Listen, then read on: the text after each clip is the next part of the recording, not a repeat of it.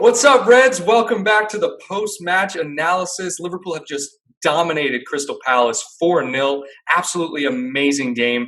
And we played flawless. I don't think there was a single player on that field who didn't get a 10.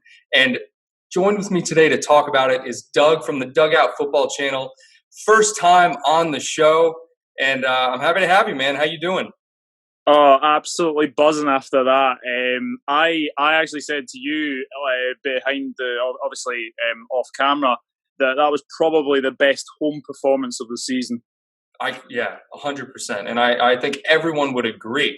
I mean, I couldn't pick out a better one. Maybe no, because most games we gave up a goal. I was going to say the Arsenal game, but even that game we gave up a goal. But yeah, fantastic. So guys, remember, if you're a diehard LFC fan and you loved that match, go ahead and subscribe to the channel. And I'll also put a link to Doug's channel in the description. You can go over there and subscribe as well. We're just going to read through the stats, and then we're going to talk about the game. And, of course, guys, leave all your thoughts about the game. Who was your man of the match in the comments below? So let's get into it, all right? Possession, we murdered them in possession. It was 74% to 26%.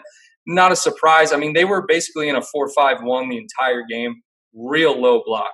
But 7 shots on target for us, 21 shots total for us. They had no shots on target, 3 shots total.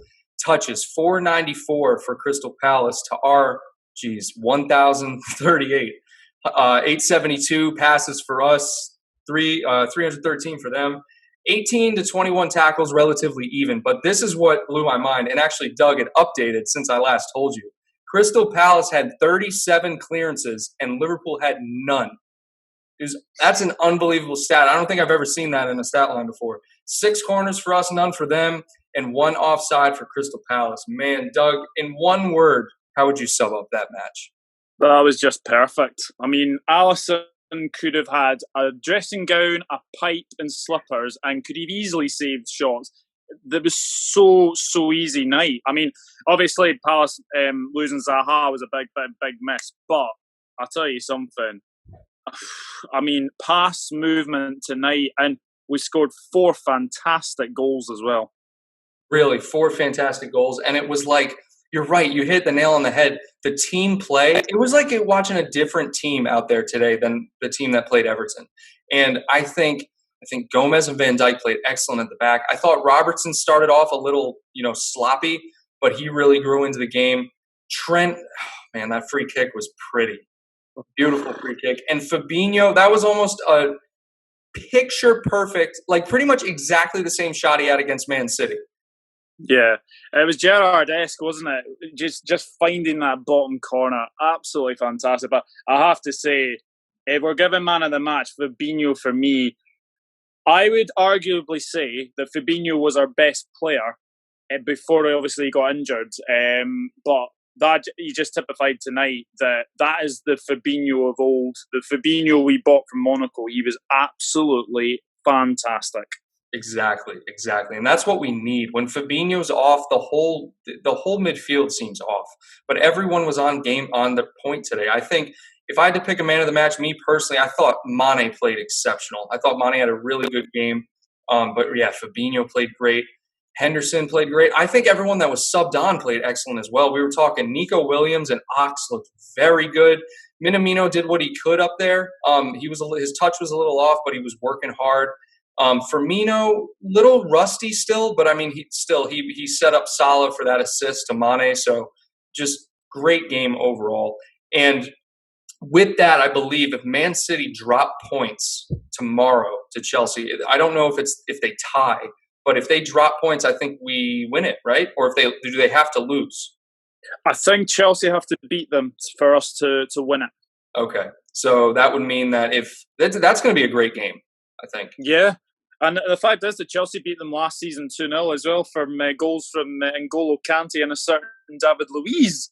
So anything is possible. Anything is possible. Anything is possible, man. Yeah, and I just want to talk about the Fabinho goal for a second because they weren't even pressing him, and that's kind of what happened with the Man City goal. They kind of just let him take a touch, and then he just ripped one.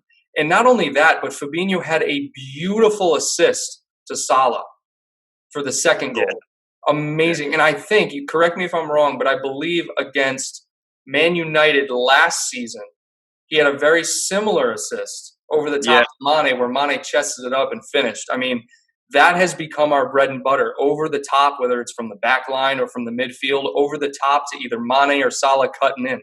Just beautiful, man. it was absolutely fantastic, and you know that's why I gave Fabinho man of the match, because assist, goal, just his all round game. Like, he was breaking up their attacks. He was fantastic, absolutely fantastic, and his goal just topped off a fantastic night for him. Yeah, absolutely. And now with this game in the bag, who do you think Klopp goes for in the lineup next? Um, when's our next game? Next Thursday, I believe. Yeah, next Thursday against Man City. I think it'll be similar tonight. I think it'll be Allison, probably same back four. Why change a winning team?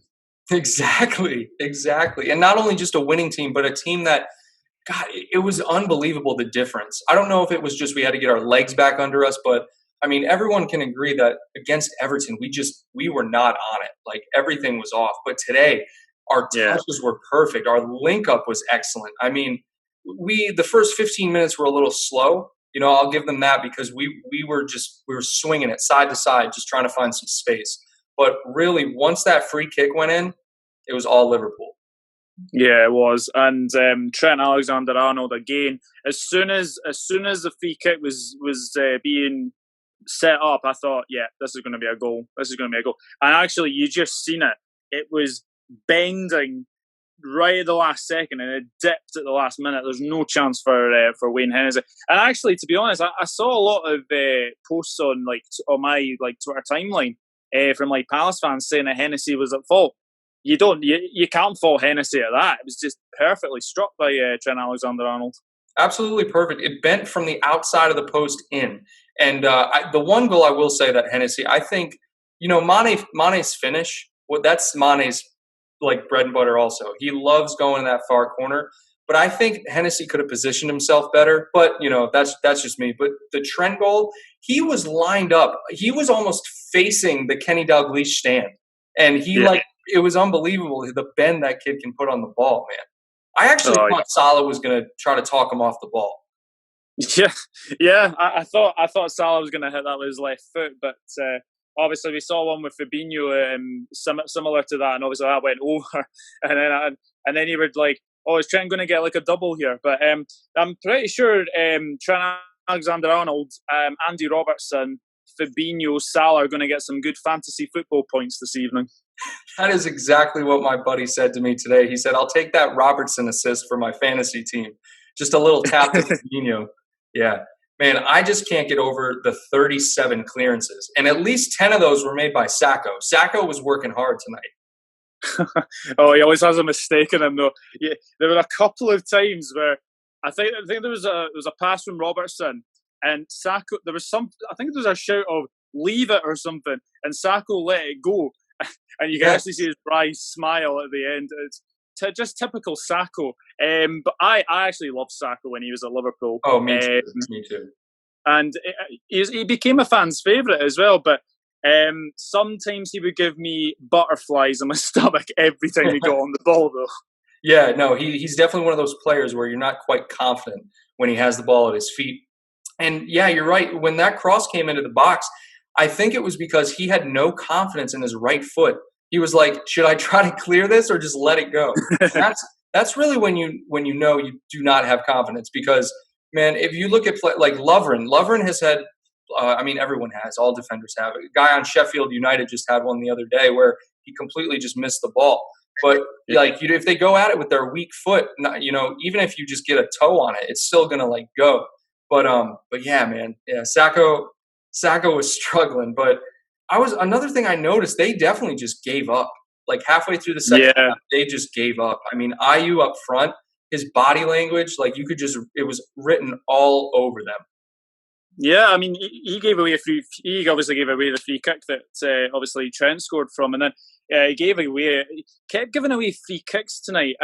But to be fair, it just wasn't his night because there was no service into Palace's attackers. I thought Townsend had a pretty good game, but I think the only shot I can really remember was sort of Meyer, and that went well wide as well. So yeah, it was just a near perfect performance from us. Yeah, exactly. Exactly. Yeah, Meyer had that shot. And I was going to say something else about, Zaha, you're right, because Zaha is their creator. You know, we get Yeah. nervous when, and every club gets nervous when Zaha gets that ball on the wing. But yeah, I definitely don't think that's the reason we got the 3 points, but that's definitely one of the reasons that they did so poorly on the offensive end. They just had nothing going for them. I mean, we lived in their half the entire game. But let us know what you guys think. Like we said, who was your man of the match? I'm going with Mane, and then Doug with Fabinho. And then if you want to give us your player ratings, you can. I'm going tens for everybody. But yeah, I think that's like me as well. I think everyone was just perfect. I think obviously Allison, obviously he didn't have a save to make, but obviously he passed the ball well as well. So right. yeah, I would give a 10 for everybody as well. Exactly. And one thing that comes to mind with Allison, Trent had that back pass to him and he just chipped it over whoever was pressing him on that side. I mean, he's just so calm on the ball, man. I never get nervous when Allison has the ball at his feet, like ever. Yeah, it makes a difference when you're not Simon Mignolet or Loris Karius, because anytime they were on, like they passed the ball, I would be very very nervous. Karius especially, but yeah, we've got a really that's why he's the best goalkeeper in the Premier League for me. Probably going to get the Golden Glove again. I know. Obviously Henderson missed the Man United game today. But I think Alisson's now 3 ahead of Pope and Henderson and potentially Ederson as well. It's not bad because obviously like Alisson missed 8 games this season as well. Like obviously got injured very early on against Norwich. Yeah. And then we had to play Adrian. But, you know, ever since he's come back into the team, we've just been fantastic. Yeah, exactly. And man, Adrian, he really plugged in exceptionally well. You know, I was really impressed. And you're right, because Allison literally got injured in the first match of the season, you know, and as soon as that happened, we're like, oh man. But Adrian, yeah. So, okay. So Allison, you're right. He's leading it. So Allison's got 13 clean sheets, Ederson with 12, and then Dean Henderson with 11, and Nick Pope, surprisingly, with 11 as well. Yeah, I've always liked Nick Pope. I think Nick Pope's a good little keeper. Dean Henderson has a bright future, man. But yeah, Allison with 13 clean sheets, man. Last year he got the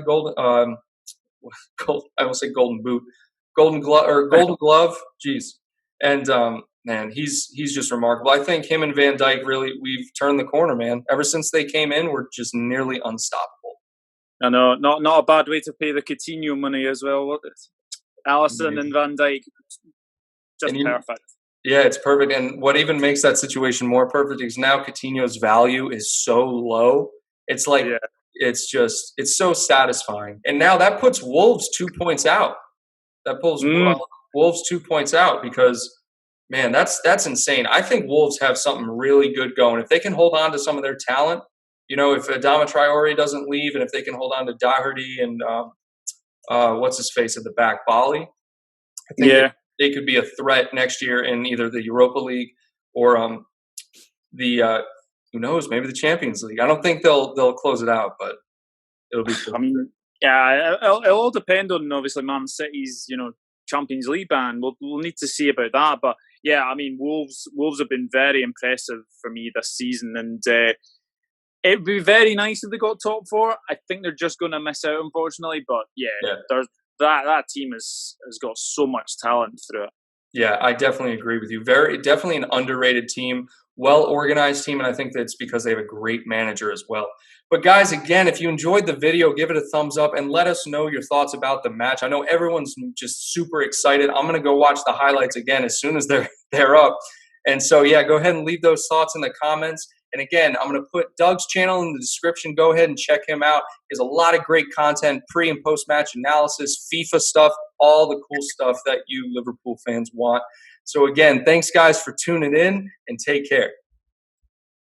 Thank you.